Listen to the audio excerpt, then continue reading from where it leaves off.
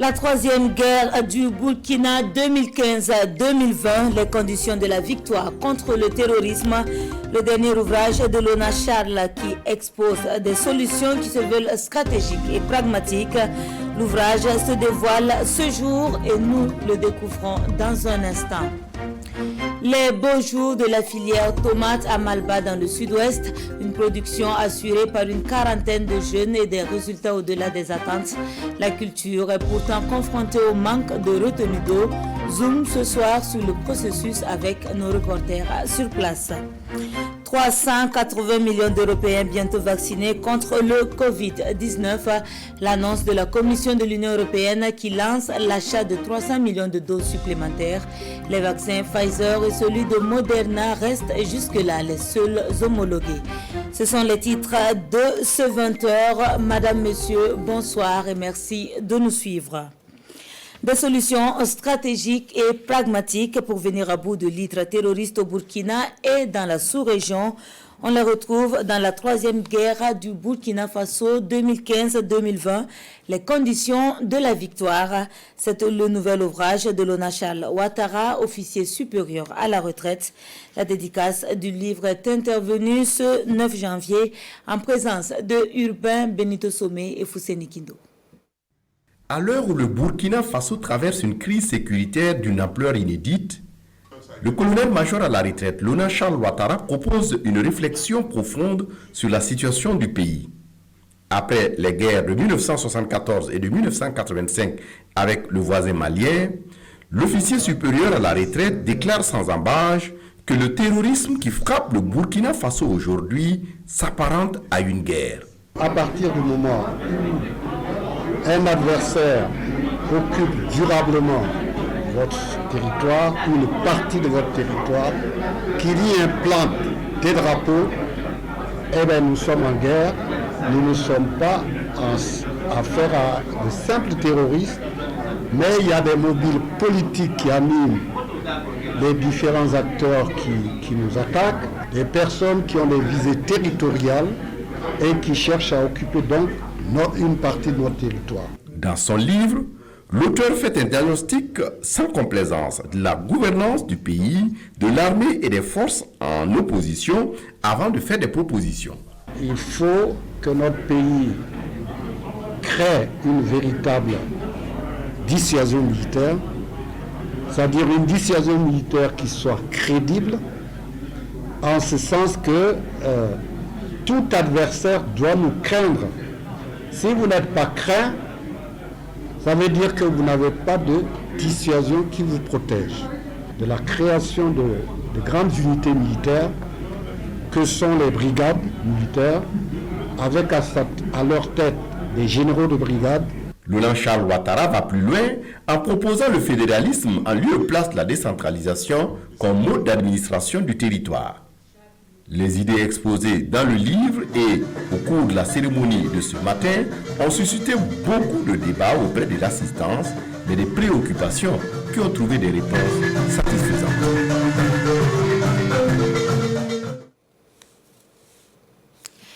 L'Alliance Nouvelle Administration Générale, c'est le dernier né des mouvements dans l'univers syndical et c'est le ministère de l'administration territoriale qui l'accueille. Elle est portée sur les fonds baptismaux ce 9 janvier à travers une conférence de presse. Elle entend surtout fédérer les travailleurs du ministère. Le compte-rendu de la conférence avec Nongba Kouda et Isia Kanana. Fort de 10 membres, le bureau de l'Alliance Nouvelle Administration Générale ANAG n'est pas allé du dos de la cuillère pour fustiger la gestion du syndicat national des administrateurs civils, des secrétaires et agents administratifs du Burkina Sinaksab. Une gestion qu'elle qualifie d'opaque, de manque de transparence et d'absence de démocratie. Ce que nous reprochons à l'ancienne structure, d'abord c'est le favoritisme. Deuxièmement, nous sommes dans une structure où seule la voix du premier responsable compte. Si vous voulez lui dire, attention, c'est un bureau, il faut obligatoirement prendre en compte les aspirations de la majorité. On vous fait savoir que celui qui n'est pas d'accord, qu'il ait créé son syndicat et puis mettre en œuvre ses bonnes idées et puis on va voir. À la question des journalistes de savoir si l'ANAC n'est pas un syndicat créé pour casser la lutte au sein du département en charge de l'administration territoriale, la réponse de Jean-Pascal Ima et ses camarades se veut on ne peut plus clair. C'est en toute âme et conscience que nous avons décidé d'avoir un deuxième syndicat où tous les composantes du ministère doivent s'y reconnaître. Et quand on prend la scène structure, vous voyez la dénomination même vous dit déjà ceux qui pouvaient faire partie du syndicat. L'Alliance Nouvelle Administration Générale, selon ses fondateurs, entend donc travailler à fédérer tous les travailleurs du département. La priorité pour Jean-Pascal Ima étant une réconciliation véritable entre agents, toutes catégories confondues, au sein du ministère de l'administration territoriale. Du nouveau également, la Jeune Chambre internationale avec la rentrée solennelle, une rentrée qui marque également le début des activités du mandat 2021. Le nouveau président et ses membres s'engagent à relever des défis majeurs comme l'opérationnalisation de la Fondation JCI et la construction du siège de l'organisation. Détail avec Césaire Carfo et Oumou Sissi. Un homme, un mandat d'un an. C'est le principe démocratique de la Jeune Chambre internationale. Et pour cette mandature 2021, c'est Wilfried Yaguibou qui préside aux destinées de la Jeune Chambre internationale Burkina Faso. Un mandat qu'il place sous le signe « Soyons la référence ». Je invite tous les membres de l'organisation à être chacun dans toutes les sphères de la vie, que ce soit professionnelle, sociale et familiale, être un modèle. Soyons la référence, c'est une invite à l'excellence. Une quête perpétuelle de l'excellence de tous les JC du Burkina et qui fera briller l'organisation encore plus, d'où le slogan du mandat en anglais « It is time to shine again ». Le nouveau président national et son équipe comptent ainsi impacter leur environnement. Nous allons nous attaquer aux principaux chantiers de l'année, à savoir obtenir le statut d'utilité publique.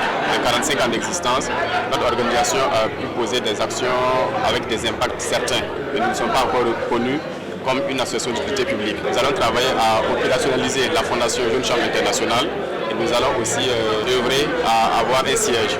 En plus, Wilfried Yaguibou et son équipe s'engagent à continuer d'offrir des opportunités de développement aux jeunes en leur donnant la capacité de créer des changements positifs en eux et dans leur communauté.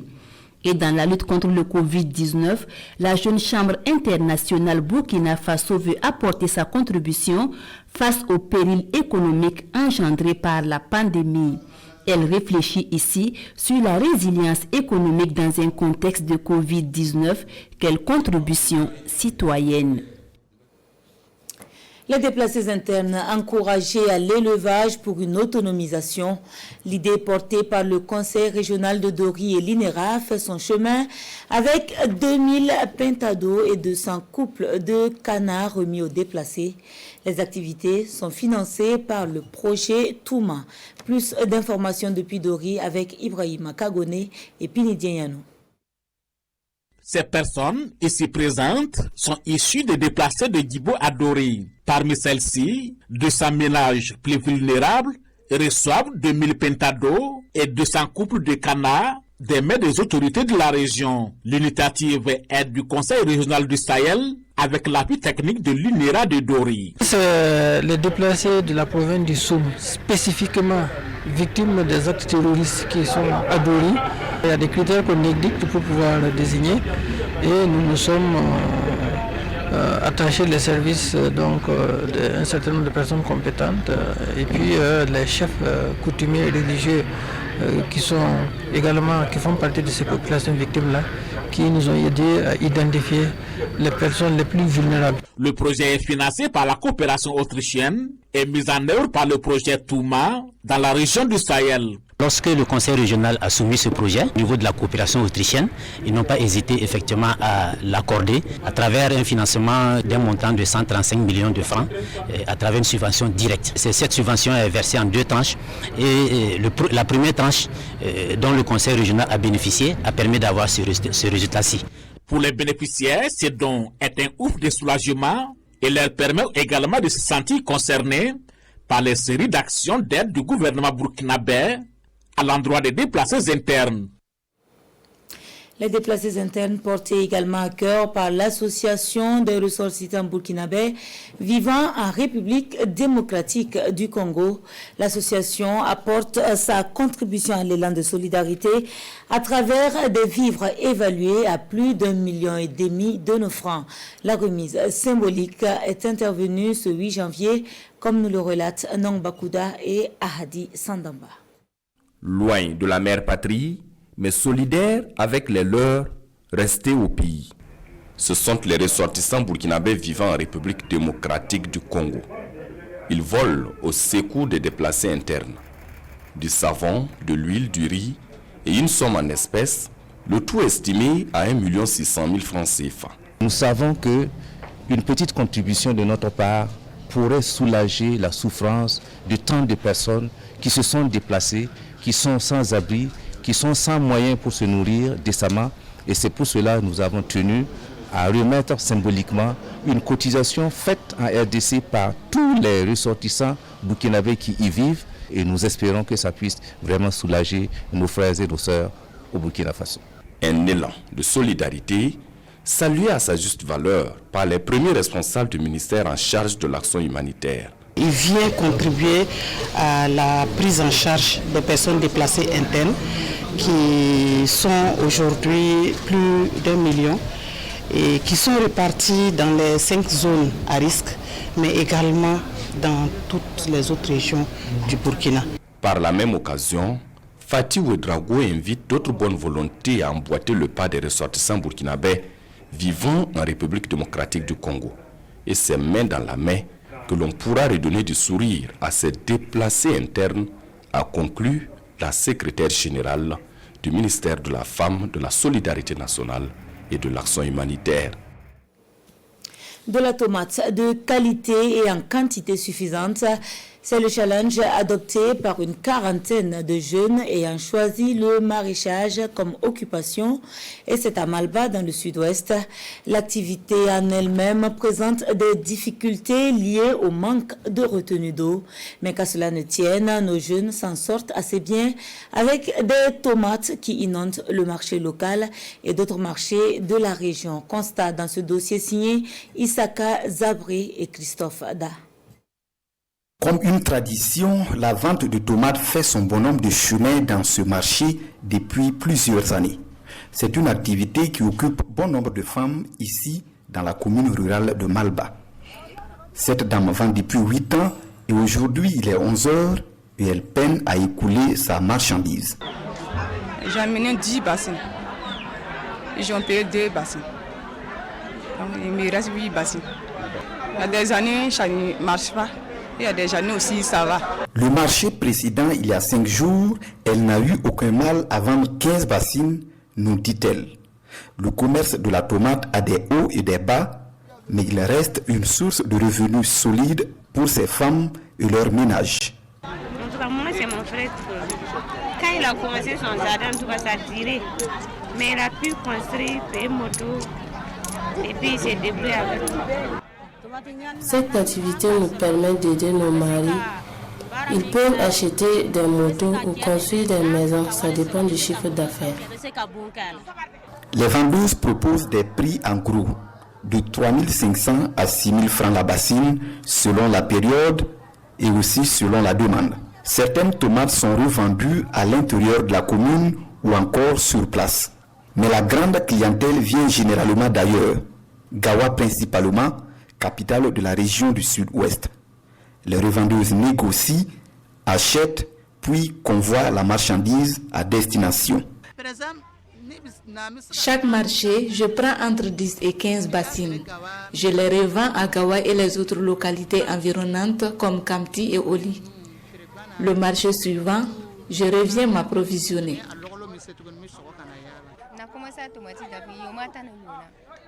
Ça fait 3 ans que je fais ce commerce. Je transporte les tomates à Gawa, puis chez moi à Oli pour revendre au marché. Et s'il en reste, je revends au marché de Périgon et Kamti. Et ça marche plutôt bien. Tout commence ici, dans ce bas-fond à quelques encablures du marché de Malba. Des jeunes du village, au nombre de 36, ont décidé d'aménager individuellement des exploitations destinés à la production de légumes, la tomate en priorité. Cette année, ils en produisent depuis le mois de septembre. Et de cela, ce trentenaire qui avait pourtant pensé son avenir loin de sa terre natale. Bon, d'après les Ivoiriens, moi j'ai beaucoup longtemps là-bas. Voilà, donc, mais quand je suis arrivé au village, au tout début, ma maman m'a conseillé que de venir essayer dans la maraîchage. Bon, je trouvais que vraiment, avec mon état là, j'ai dit, moi je ne veux pas venir me salir. Mais effectivement, quand j'ai pris ces conseils, puis je suis rentré, dans la première année, je sais que vraiment, c'est du boulot. Mais bon, avec la concentration aussi, là, j'essaie de faire de mon mieux. En tout cas, ça donne maintenant. Les moyens sont modestes, mais les maraîchers prennent très au sérieux leur travail. Par marché, je peux taper les 12 plats, 10 plats. Si je n'ai pas récolté, c'est 8. Voilà. Donc, et je peux récolter pendant 3 mois. Bon, je suis en phase de construction, mais ce n'est pas fini. Mais avec mes tomates là, j'ai pu réaliser quelque chose en tout cas. Je travaille pendant plusieurs années pour faciliter mes besoins. Construire une maison, payer une moto et faire parfois avec des mariages. Bientôt, le tarissement des puits va estomper l'élan de production de ces jardiniers, comme c'est le cas toutes les saisons. Parfois, il manque beaucoup d'eau dans les puits. On n'arrive pas à arroser, donc on arrête et on échange les travaux. Si on avait gagné une retenue d'eau, là, ça pouvait nous faciliter. Et ça pouvait emmener beaucoup même à s'intégrer dans la production de la tomate. Depuis peu, ces maraîchers spontanés se sont constitués en coopérative pour mieux faire face aux difficultés et pérenniser leur activité. Et notre coopérative s'appelle Niavoussor. Voilà, ça veut dire la voie de la réussite. Voilà, si tu es souffrant, ou bien tu es dominé, tu ne sais pas où aller, il faut rentrer dans la maraîchage, tu vas gagner pour toi. Les acteurs de ce maraîchage pointent du doigt l'état dégradé de la route qui relie Gawa à la commune de Malba, plombant ainsi les échanges commerciaux. À Pala, c'est plutôt la poterie qui occupe les femmes.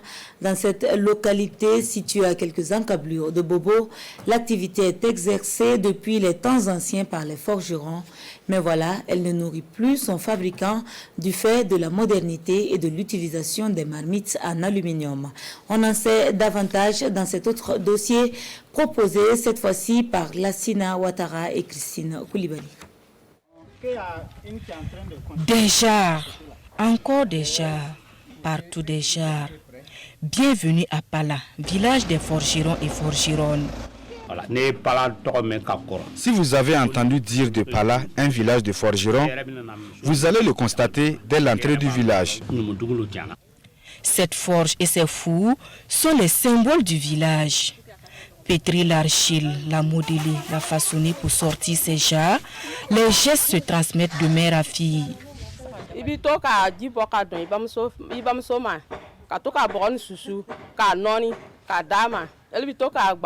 Petite, nous aidons nos mères en moulant l'argile, la pétrie et en leur donnant de l'eau. C'est quand tu grandis que tu commences à apprendre véritablement pour que tu aies une activité dans ton foyer. Avant, ces gens nommaient les échangeurs contre les vivres pour nourrir toute la famille durant la saison sèche. C'est pendant l'hivernage que les hommes offrent ces vivres. Même si aujourd'hui la modernité avec ses marmites en aluminium porte un coup aux revenus générés par la poterie, l'activité a encore de beaux jours devant elle, car elle est culturelle avant d'être économique. Nous ont confié ces femmes. Des femmes qui vous invitent à la découverte de leur savoir-faire, dont la renommée va au-delà de Sia. Retour à Ouaga, et c'est l'église paroissiale Saint-Guillaume de Tanguin qui nous accueille. Elle est en fin de construction 16 ans après la pose de la première pierre.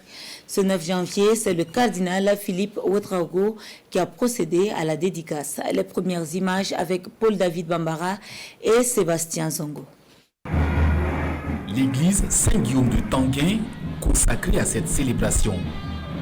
Aspersion d'eau bénite, déposition de reliques de saints, prière de dédicace, onction de l'autel et des murs de l'église, suivi de leur encensement et illumination, 6 étapes d'un rituel de dédicace que la tradition catholique réserve aux églises cathédrales et paroissiales. Ce n'est pas une simple bénédiction, vous avez vu un peu le rituel. une simple bénédiction avec la prière et l'eau bénite, on utilise le Saint-Crème. Le Saint-Crème, c'est une huile bénite par l'évêque à la messe chrismale pour les sacrements de toute l'année. C'est un don du Seigneur que cette belle église de Tanguin. Nous rendons grâce au Seigneur et nous remercions tous ceux qui ont contribué. Les contributions sont venues des fidèles chrétiens et non chrétiens, burkinabés et d'autres nationalités. En attendant l'évaluation des experts, le coût de réalisation de l'édifice est estimé à près d'1 milliard de francs CFA. Ils ont mis en pratique ce que l'apôtre Jacques a dit, la foi sans les œuvres est une foi morte.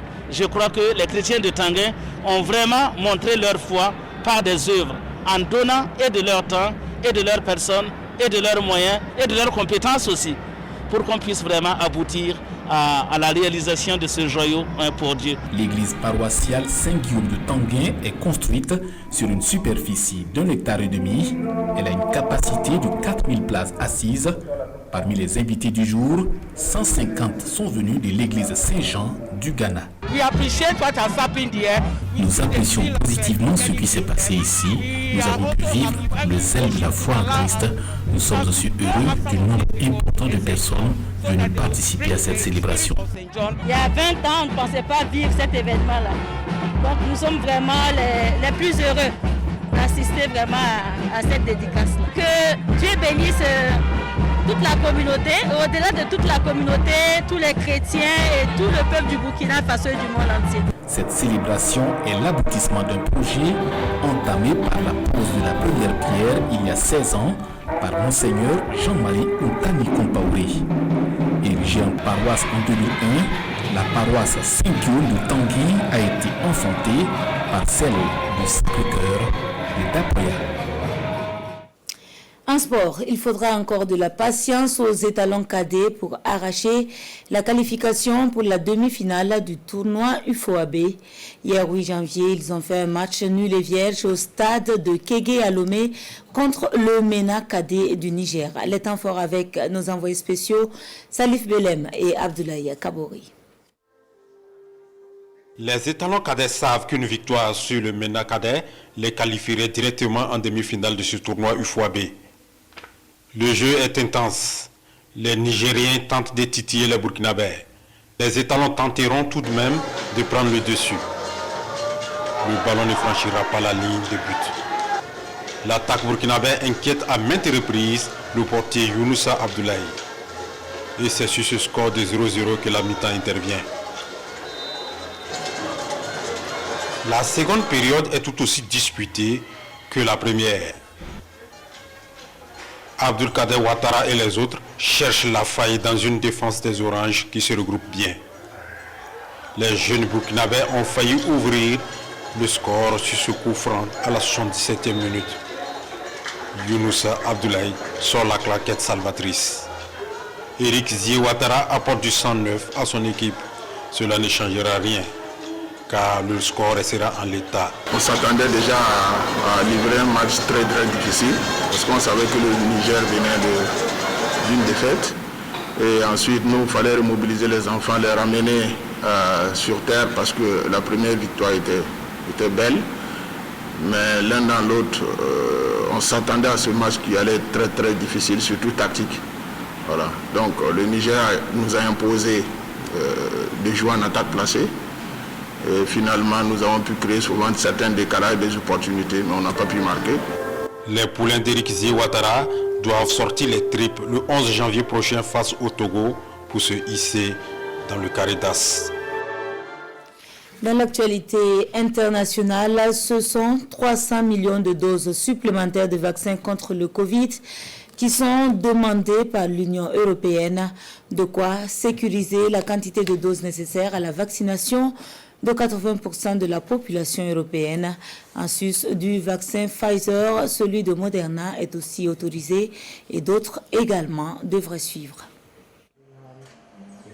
Alors que l'Allemagne a battu un record de nouvelles contaminations, l'Union européenne répond aux critiques sur la lenteur des vaccinations contre le Covid-19 et le manque de doses disponibles dans les États membres.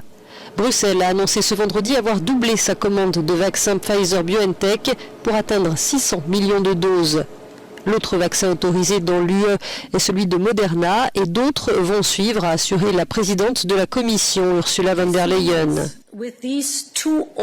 Avec l'autorisation de ces deux vaccins, nous avons déjà sécurisé une quantité de doses nécessaires pour vacciner 380 millions d'Européens, a-t-elle dit. Cela représente plus de 80% de la population européenne. Et d'autres vaccins suivront dans les semaines et les mois à venir. La propagation du variant britannique du coronavirus inquiète également. En France, un centre gériatrique près de Rennes a été suspecté d'être un nouveau cluster de cette nouvelle souche. Ce n'était finalement pas le cas. Pour cet expert de l'OMS, les variantes ne changent pas la manière de lutter contre le virus. Il faut toujours appliquer les précautions de base pour éviter la propagation, dit-il. Toutes les premières données suggèrent, et je dis bien suggèrent, que les mesures préventives, en particulier les vaccins qui sont actuellement mis en place, sont susceptibles d'être efficaces contre les variantes qui ont été examinées. Un sommet de l'UE sur la coordination entre les 27 face à la crise est prévu le 21 janvier par visioconférence. Par ailleurs, l'Agence européenne des médicaments annonce une possible décision sur le vaccin AstraZeneca d'ici fin janvier.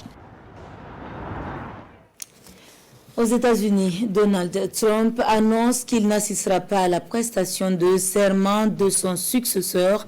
Il devient ainsi, depuis plus de 150 ans, le premier président à se soustraire de la coutume.